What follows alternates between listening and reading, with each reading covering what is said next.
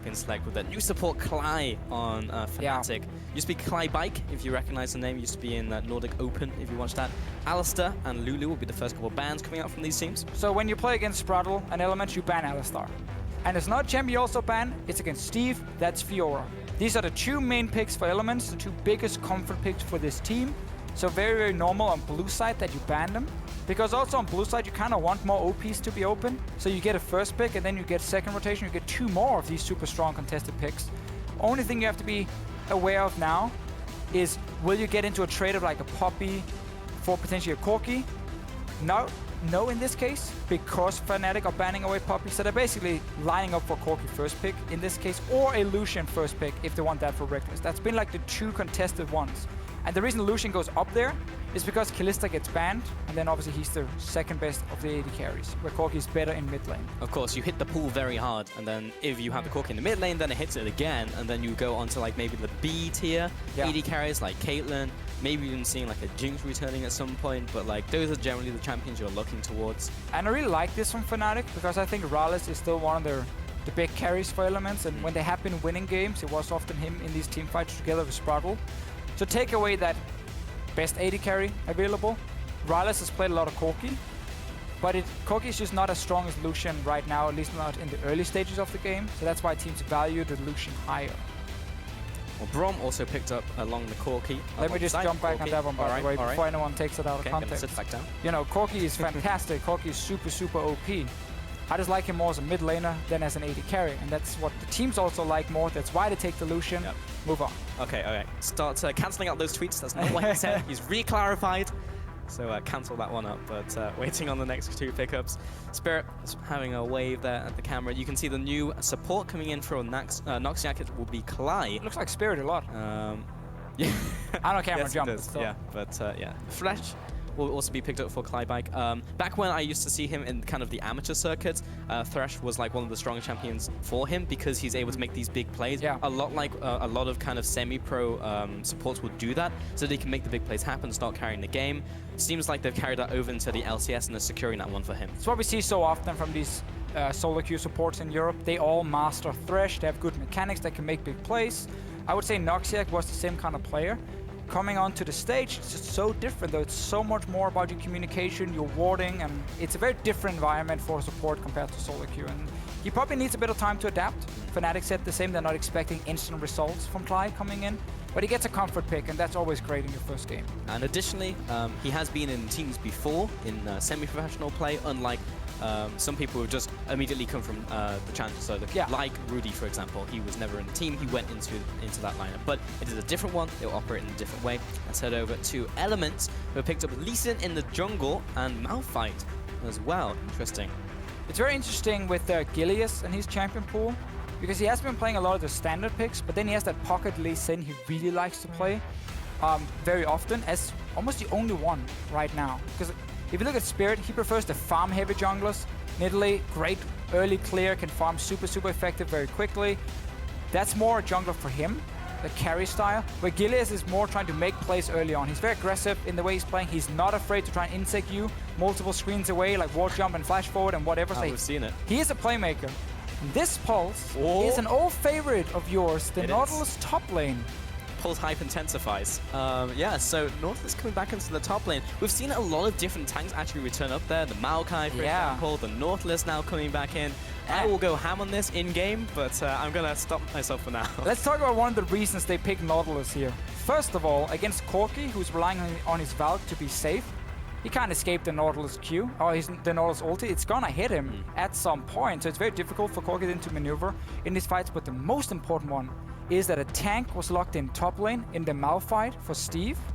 Nautilus is unkillable for the Malphite, and there's this great item the teams are we seeing more and more of in solo queue, the ZZ Rod portal, which is so good against tanks because they can't kill that portal. They can't really push it back. They can't really stop these Voidlings from keep spawning. I think we're gonna see that from Gam to top in this one, and then you have this tank versus tank matchup that's just basically decided by the Voidlings constantly pushing on towers, and it is so annoying to play against. ZZ Rot is incredible against tank matchups and also heavy APs like Ryze, Vladimir, for example, even Maokai, because they just can't kill those minions, you build banner as well, and you actually just don't deal damage. Yeah, that's disgusting if you hit that point. But obviously, for Fnatic, we're gonna have to see if he actually builds it. Otherwise, Nautilus top has been played quite a bit in the LPL. Correct. Coming up as just on a pure tank, basically up in the top lane, Iceborne Gauntlet, and then just pure tank. And it's super hard to escape when he sits up there in the top lane. And it's very good against these very squishy double AD carry compositions because Nautilus can guarantee that engage. And he's so hard to take down in the mid game because he just gets so tanky very quickly and has to shield from his W. Now we will be expanding on that one. Ooh, hello. Wow. Martin, Slow. Yeah, from the forehead. Well, we can see the compositions and also the lineups from both of these teams. Use the hashtags, hashtag FNCWin for Fnatic if you think they're going to take this one home up against Elements, which is hashtag ELWin. And as the back of our heads, hello. Let's get into game. Let's see what happens here. Really want to see what Gamsu is building up in the top, and maybe we've been fooled by solo queue. Maybe. Looking too much at all the different things. I've seen Nasa's top lane with the ZZ rod as well. It's being very scary. Yeah, let's get into this one, Fnatic and Elements. But to touch on that one again, we tried that yesterday.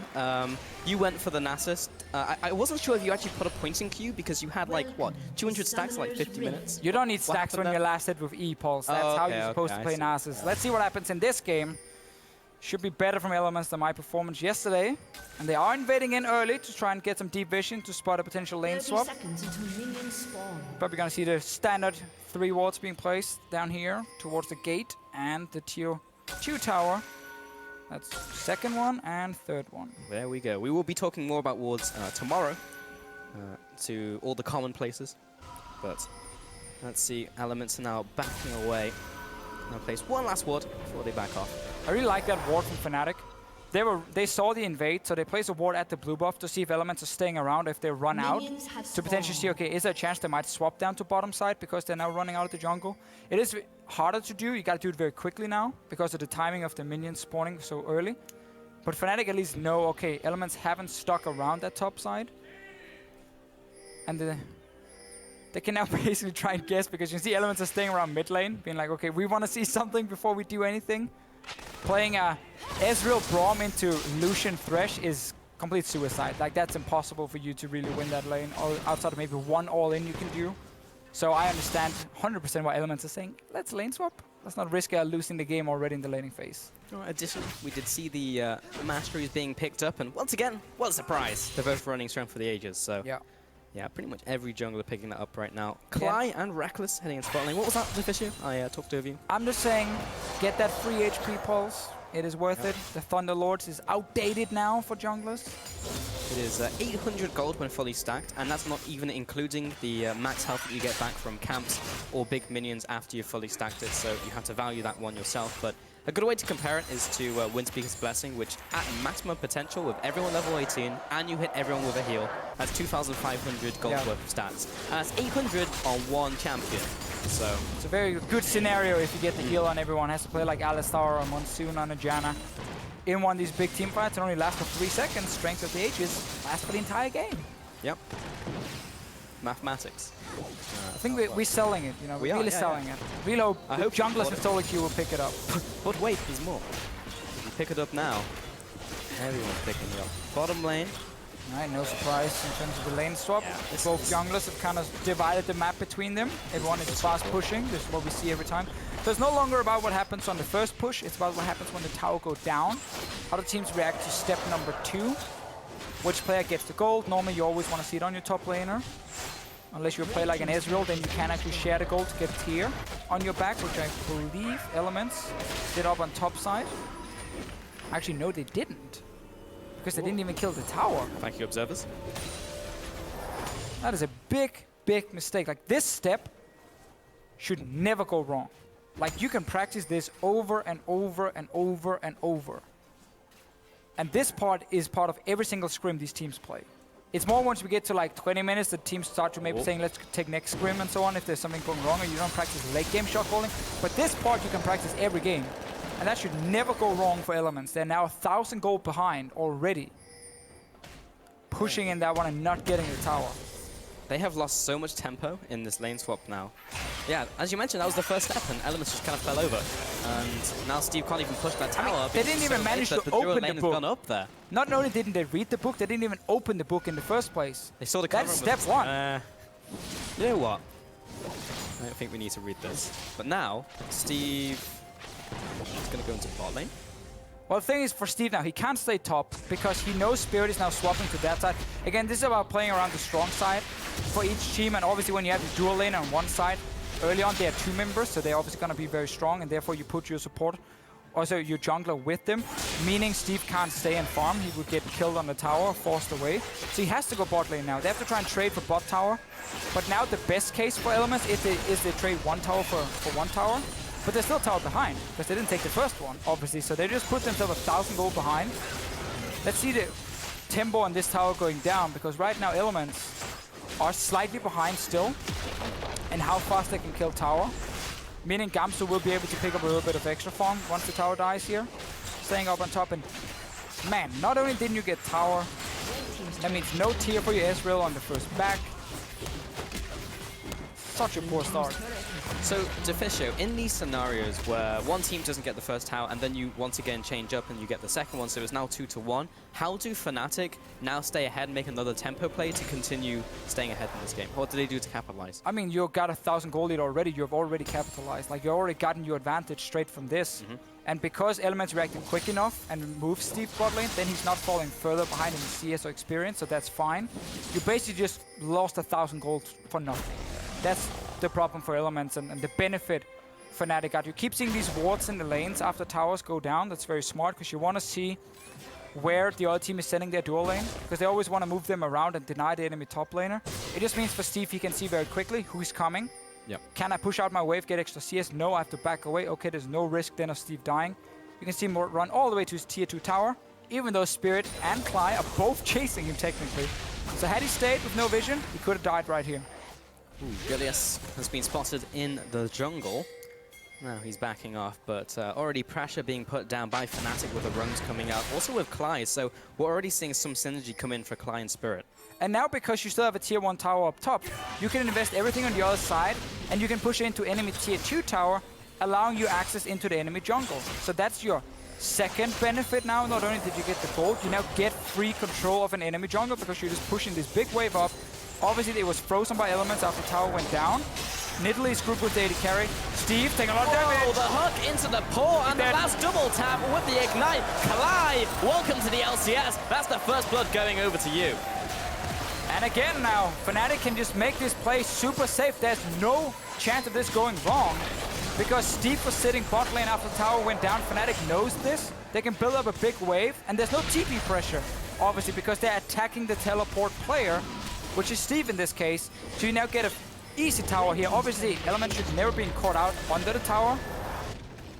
But now you have control in the enemy jungle, push up a big wave, you got tower advantage up top side, you get another tower advantage on bottom side.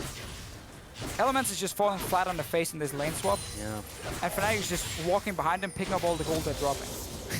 Yeah, they fell over and can't get back up, and it's just getting worse and worse. Elements, or rather Fnatic, that push was so confident for them. They could stay there, wait for the minions to die to tower, then finish off, recall, take 5 minutes on a coffee break, come back, pick up some items, and restart the game. It's ridiculous how far they pulled ahead. So one of the really good things about Nidalee jungle, it was a pick that everyone hated coming into the split, because teams were using it as this like super snowball pick that had to get like an early kill to do anything. Teams have now figured out how to play with Nidalee, where it's more focused around having your super fast clear, and then grouping with your AD carry on towers. Heal him, give him attack speed, have your own range attack, and you can apply a lot of pressure early on these turrets. So by having Spirit coming in, the big wave, and because Elements had Mr. Riley sitting topside to try and get that tower, Malphite can't really do anything against the wave. There was no wave clear from Elements at all, or range poke. And Fnatic just used the big wave with Nidalee and the rest of the team to get another tower. So super good start by Fnatic. Super bad start by Elements. Simple as that. Gilius did manage to pick up the Rift Herald, however, so that is a small win. Silver linings and all that. So he'll go back to base, have the extra movement speed, and 10% extra damage. Ike will be back in this mid lane. Funny thing about lane swaps, mid laners usually don't really do anything in them, so they sit mid lane. It's just like, oh, did we get ahead? Did we not get ahead? Well, I'll find out after it's finished. And now Fnatic, because again they've been faster at taking down these turrets, can look for either try and pressure the mid tower, or they can start pushing up top side and get into the red side jungle of Elements and start pressuring that tier 2 tower up there. And then suddenly you have basically the map divided. You constantly have full pressure on one side. And the way it works in the current meta is once you lost your jungle, you can't really walk in there. So you have to mirror what the other team is doing. But because you are now towers behind, every time you make that trade, you never really gain anything because you're still behind. Right. Because you're still tower behind from the start. So it's just about how much can you pressure the lanes and the jungle. Fnatic now kind of slowing it down a little bit. Just letting Nautilus get all the farm up top.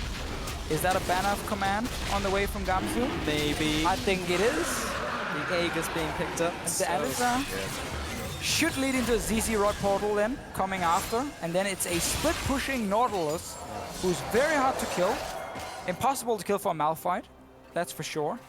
Who then also suddenly has pressure on your towers. Because he can buff off his own minion, and he can also put down a ZZ Rod with the Void Links. Correct. And Malphite can't do anything to stop these guys from killing his tower. And then suddenly you gotta send someone else to stop it, but there's no one else with a teleport. So you send someone with no teleport to that lane. Gamsu just TPs away and makes the play 5v4 on the other side of the map. And man, it can look fantastic. That's what we call checkmate. Let's see. Man, I want to see this happen so badly. I just want to see where they place the portal. Because like one thing is in solo queue where teams are placing it, and it's like, yes, in solo queue you can learn something, but in competitive it should be a lot more planned where to place the ZZ Rod portal.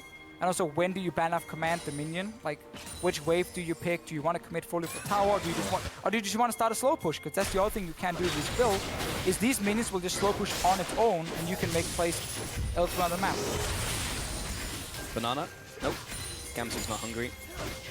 But yeah, so in solo queue, sometimes you'll place it down at your tower if you're in the one-on-one. Of course, he doesn't have it in this game, but it means that your opponent laner cannot kill it because it's under the tower.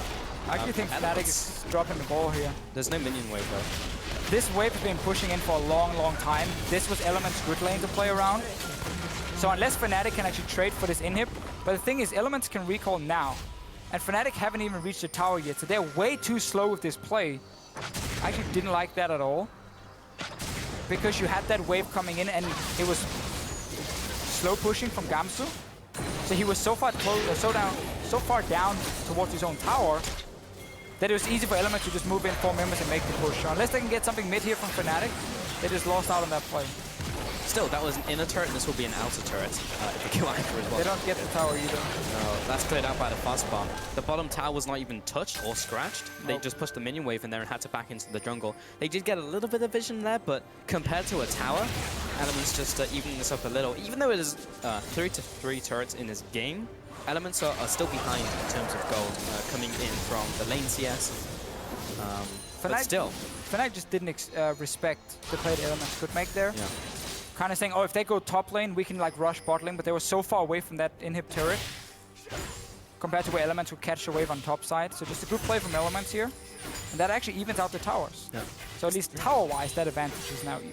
Well, it's like you were saying earlier, they need to make a play and then do one better to even up the game and then get ahead again by doing another play like that. But it all kind of rippled from that first tower. But now, this game is not looking quite as grim as it was a couple minutes ago. Well, you're still very far behind when it comes to top lane farm. Banner command is completed. Hey. He's already used it on the first cannon minion and Fnatic. You can see them pinging on it on the minimap. So now that wave is going to constantly push against Malphite. If you can keep that 1v1 going, you will slowly but surely chip away damage on this tier 2 tower top, which is the whole objective of this build from Gamsu. And if he leaves the lane and Steve leaves the lane as well with the minion alive, the Banner command minion, that wave will keep pushing down on its own. At least get to the tower and get some damage, and then it will reset slowly. So let's see, Gamsu here, he's getting closer to the tower. Objective is keep the rest of Elements on the bottom side of the map. Yeah.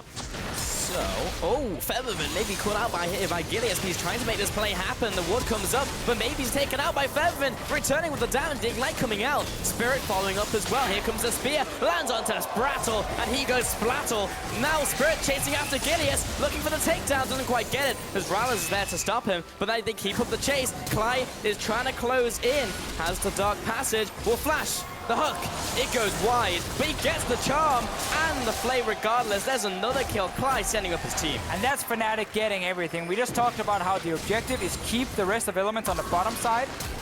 Killing them wasn't even part of the plan. They might get Ike as well. You can run, you can hide, but the ultimate from Gamsu will still find you. They just got everything, and I just looked at my own screen. The top lane tier 2 tower with the Ban of Command minion is down to 50%. Spraggle, man, complete also collapse. 50%. Just comes back, and he's only level 5. He'll try and defend this turret, but this should be going down to Fnatic. So, bottom lane here for Elements. They should know that the only play Fnatic is looking to make is just keep them there. And then they get surprised, they get jumped on. Gilius tried to make that big play we mentioned in Champs League he likes to do on Lee Sin. But Febiven just basically outplayed him on it. Very easy, just a quick dash, nothing else. And now they just completely caught out while we have the 1v1 top lane. And Elements just have to try and run away, but against Nidalee mobility, Ahri's chasing. Impossible for Elements actually to escape at this point. And now they're just losing everything. Yeah, and Clyde was just able to clean up here. He goes for the flash and the hook. Doesn't quite connect, but the way that Rallis had to move meant he was still in range for the play, which set up the charm. So the play was still good by Clyde. Grabs the cloak. Oh, ZZ Rod hype! 60% there. We kind of killed the hype because we talked so much about it already. Yeah. But it's gonna happen. We can revisit it when it's complete. Yeah, we gotta look at where he puts the portal. Yes, that is the most hype thing for me out here. Because remember, he has to keep it in range. If you actually haven't used ZZ Rock Portal, you want to place it down and look at your mini-map because it gives you an indicator of where it goes, how far the minions go, basically, if there's nothing interrupting them on the way. So you want to place it within range of a tower, so it reaches the tower and those little minions explode and you deal damage. Yeah, remember that at the end of the range, the minions start losing HP.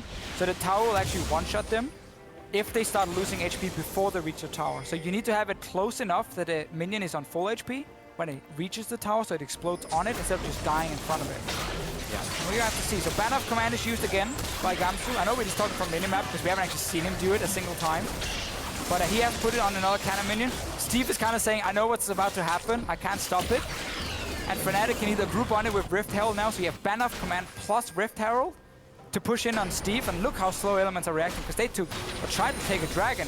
They have no chance stopping this right now because now Rift Herald buff is gonna happen. Ban of Command minion. Steve is like, okay, what am I doing on this?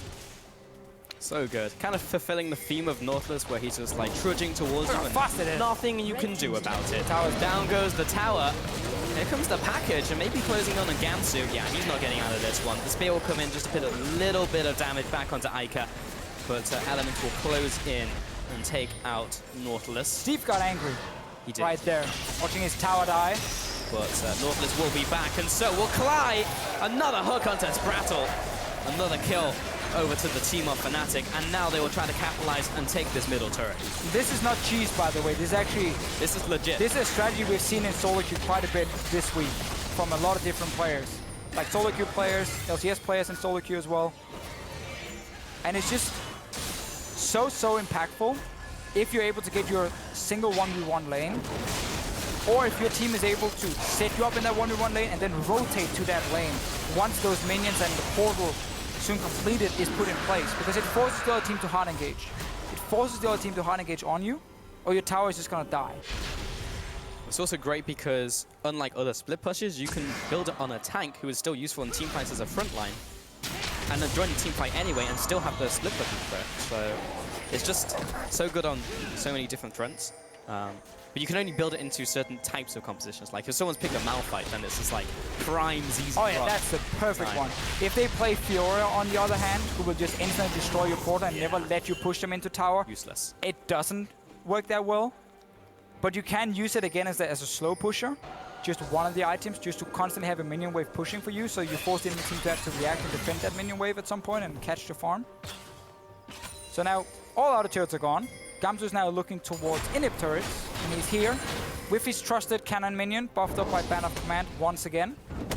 Let's see how fast Steve... Oh, you do no damage because it's magic. Yeah, unlucky. Now he has to drag it to the tower, and the tower will help him out. And the minions. And he has to auto-attack it. Look at that. Ridiculous. ZZ Rot. Kite. Alright, let's see what happens elsewhere on the map. Got it. Because Steve Yes! finally killed that one. Yeah, you should clap and cheer for that one. Problem is the rest of Fnatic is also winning, Yeah. by the way. So like this is obviously just a super snowballing match for Fnatic. And the highlight is just watching a split pushing Nautilus with Ban of Command and ZZ Rock. Alright, we're going to see it be placed down. So if you don't want it to be killed, you want to place it near the tower. But since there is no tower there, then he's going to have to place it further up and try and defend it. Well, yeah, you just want to time it with your own minion wave arriving so that the first Voidling, preferably, because this one, this special one, every 4th Voidling and the first one have this special where they do 15% of your max HP and extra damage. So like these won't reach the tower because they're going to die like before. Or get one-shot by the tower itself. Blop. Blop. That's what a Voidling sounds like when it dies, by the way. It is going to slow push though, constantly, like the small Voidlings will deal damage. And if they kill someone, you get the gold. Whoa. And the CC Rod commercials, that is going crazy. Value. If you buy now, then you will get all the gold from these minions. I actually think if there's no minions in the way, those will reach the tower. No, the tower will one-shot them before they deal damage. But they become vulnerable as they walk up to the tower and there's nothing else there. They have this little grace period. So we'll see, because it's kind of on the fringe, so one of it could be right. Pretty sure I tested it yesterday and they won't deal any damage, we'll see. Sadly. I don't think it's going to happen because Steve is going to sit bot lane and try and play it out. But he's going to have to find the portal. So he's going to find it in here now. Then he has to kill the portal, which takes the same amount of time it takes to kill their Ban of Command minion, because now he's on it. This is actually just even worse. There we go. Oh. And then you just combine the two. Right hook, left hook. Right hook. This is the most exciting game Get him, Gamsu! Get him off the ZZ Rot! Yeah! Living. We living. Look, there's a super one. Gamsu hasn't got that much health at the moment because he went banner first. Oh, he doesn't want a team fight. He'll want to go for a bigger health item, which will buff up those minions as well. Yeah, that's it. That's the downside, obviously. Yes, you are a tank, and ZZ Rod is actually their second best MR item in terms of pure stats because it gets 60 MR. So it is a strong tank item in that sense, but doesn't give an active you can use in a team fight, and doesn't give any HP either. So he's fairly squishy with this build in a way, even though he is a big tank. That's just something you gotta keep in mind. He's obviously not as squishy as an AD carry or anything, and he can tank up something, but you're not built for team fights. You're built for being annoying in a side lane. Not a lot has happened on the rest of the map, I've got to be honest, while all those ZZ Rot shenanigans were going on. However, now Baron is being started by Fnatic, and Featherman is there over the wall. Spirit is going to be going in on this one. That was blue trinketed, but we do have Featherman playing a goalkeeper here. Now the TP comes in from Steve, so got to respect the unstoppable ultimate. There's actually no reason for Fnatic to make this play at all. You need Gamsu just to sit in that bot lane. And you need Elements to send someone else to defend it, and then you can go for Baron after. Now, this actually just allowed Elements to make a play themselves. They have Steve now with the team. Got a bit of mid lane damage as well, or mid tower damage. So, Gamsu, back into your lane. You have TP as well. There's no need to go walk in with your team and start a Baron. A little bit too early for Fnatic. You couldn't see that, but Fisher was gesturing towards the bottom lane, shoving... Trying to wave him down there to the bottom lane. There you go. It worked. Okay. He's also going towards Sunfire Cape, so even more pushing potential. Also gives you extra HP. So, fantastic. Look at the synergy. Featherman back in the top lane, also split pushing. This is also good because who's going to duel Featherman? No one. Overall, the Elements composition was a little bit strange in the pick and ban phase. Like blind picking the Malphite before you had seen the last two picks from Fnatic. I don't feel is very good. Even though Fiora was banned, who's normally doing really well against him in lane. Anyway, we got our boy Gamsu in the bottom lane, Featherman in the top lane. Doesn't have the same crazy beautiful style that Gamsu is going to bring. Ban of Command is soon ready, and that this cannon is the chosen one. There we go. Unless he's buffed by Baron, we can't name him. Let's see if he puts the portal the same place he does. Okay. Yes. And now he's probably gonna leave because Steve has no teleport. Look how much damage this minion does, by the way. Yeah, so what you want to do now, if you look what Gamsu's doing on the minimap, Steve has no TP, so he's dragging Steve away from the lane, saying, I'm gonna force a fight. Like, you have to be with your team now, because I'm gonna force a team fight. I'm Nautilus, I can just click ulti on someone. So now this bot lane with the CZ Rod is just gonna continue pushing into the lane and a ban of command minion, and Steve can't defend. Nobody can defend this one on bot side. It's just being forced by the items. But someone has to go, because it will erode the tower, because minions, when they explode, they do actually a bunch of damage. Or Elements will have to force a team fight. They have Malphite ulti and say, like, the way we can break this is not by constantly... Hey! Yeah, but the tower didn't hit it. That's not the point. Oh. The tower is supposed to hit it before it explodes, but because there's minions, it works, obviously, for it. Alright. It's because tower didn't hit it. Oh, Gilius! Clive finds him and the team tries to capitalize, and Sprattle will be giving his life for Gilius. He jumps over the wall, but he's gonna go down. Fervin, what a charm onto Ica. Steve jumps in, he gets one, he's looking for more. Everyone from Fnatic, this is actually going sideways, and Rylan and Gilius may be able to finish off Fervin. Not quite enough, he'll cut away with the Foxfires. There's the shutdown over the Spirit. 3 members remaining for Fnatic, 2 for 5 overall. And that was the play Fnatic tried to do before, without setting up the bottom lane. Now they did it correct. Set up bot lane with Banner Command and ZZ Rod. Force Steve to go defend, rush the Baron, force the team fight. Steve came in so late. He used his ulti when one member of his team was already dead. That's how you want to play. This tower as well, by the way, on the bottom side is on 40% HP. From just ZZ Rod and Banner. I actually think it's a little low, but we'll have to... Oh! Yeah. 30%. Yeah. 29%. So, alright. Minimap right here. Steve is running from the bottom lane. He's the guy needed in the start of this fight. And then say Radish is doing the same. So Fnatic's making the right play. You force the Baron not to take the Baron, but to get a team fight. And as soon as the fight is on, Reckless does go down, but it's clean up from here on and out from Fnatic. Actually became a little bit of a messy fight. Yeah, towards the end there, Fnatic may be going down, but Fervin got all of his damage off, another rotation came up. Steve having some fun in the bot lane. So we have now learned stuff about ZZ Rod. If the minion is about to die but gets close to the tower, and it doesn't get hit by the tower, it will explode and deal the damage. That's why he places it down here in the bush, because it is close enough to get the explosion and also pushed away as long as there's minions with it. If there's no minions, the Voidling will walk down, be low HP, the tower will one-shot it, and it won't deal the damage. Which we're gonna see now. Look at this beautiful little minion. No. Probably the back one. Actually, no, don't kill Steve. He doesn't get gold for that, by the way, so there's just no value. It's just all bad. Did we see a banner? No. So Gamsu is still waiting on his banner. You can do it now. Waiting for a cannon. It's one cannon? Yeah, it is. Okay. Alright, so he's going to stay here for a little bit. He has teleport. There's a pink ward in that bush, so if he decides to go in there and teleport out, they'll be able to see him to potentially stop him.